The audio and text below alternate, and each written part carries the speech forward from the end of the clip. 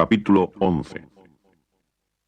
Ahora bien, toda la tierra continuaba siendo de un solo lenguaje y de un solo conjunto de palabras. Y aconteció que al ir viajando hacia el este, finalmente descubrieron una llanura de valle en la tierra de Sinar, y se pusieron a morar allí. Y empezaron a decirse cada uno al otro: «Vamos, hagamos ladrillos y cozámoslos con un procedimiento de quema». De modo que el ladrillo le sirvió de piedra, pero el betún le sirvió de argamasa. Ahora dijeron: «Vamos, edifiquémonos una ciudad y también una torre con su cúspide en los cielos, y hagámonos un nombre célebre, por temor de que seamos dispersados por toda la superficie de la tierra». Y procedió Jehová a bajar para ver la ciudad y la torre que habían edificado los hijos de los hombres. A continuación dijo Jehová: «Mira, son un solo pueblo y hay un solo lenguaje para todos ellos. Y esto es lo que comienzan a hacer. Pues ahora no hay nada que tengan pensado hacer que no les sea posible lograr. Vamos, bajemos y confundamos allí su lenguaje para que no escuche el uno el lenguaje del otro». Por consiguiente, los dispersó Jehová de allí sobre toda la superficie de la tierra, y poco a poco dejaron de edificar la ciudad. Por eso se le dio el nombre de Babel, porque allí había confundido Jehová el lenguaje de toda la tierra, y de allí los había dispersado Jehová sobre toda la superficie de la tierra. Esta es la historia de Sem. Sem tenía 100 años de edad cuando llegó a ser padre de Arpaxad, 2 años después del diluvio. Y después de engendrar a Arpaxad, Sem continuó viviendo 500 años.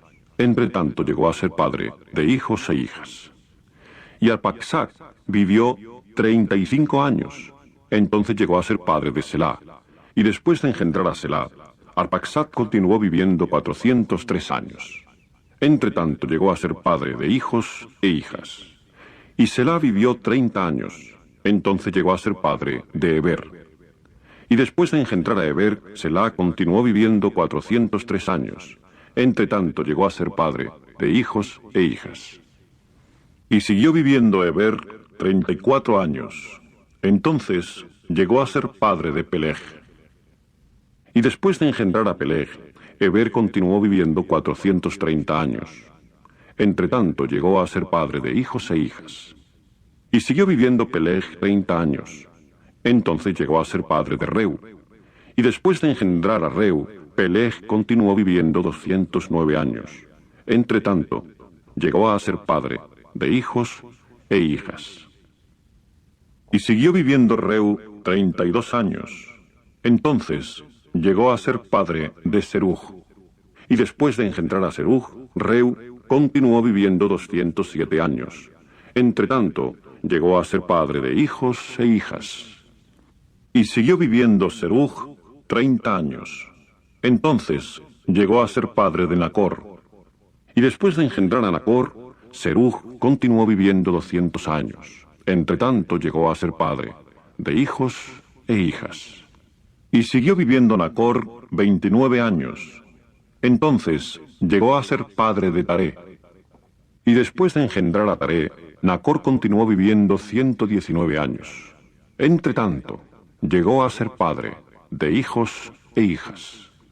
Y siguió viviendo Taré 70 años, después de lo cual llegó a ser padre de Abrán, Nacor y Harán.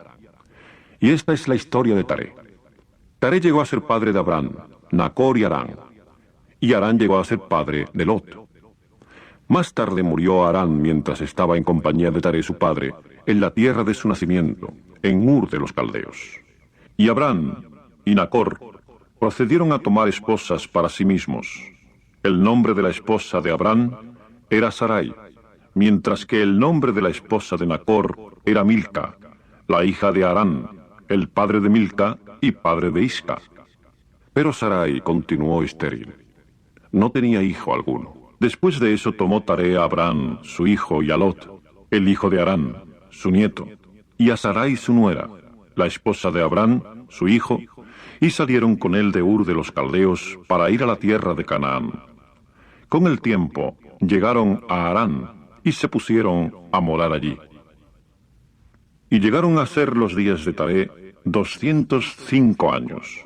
Entonces murió Taré en Harán.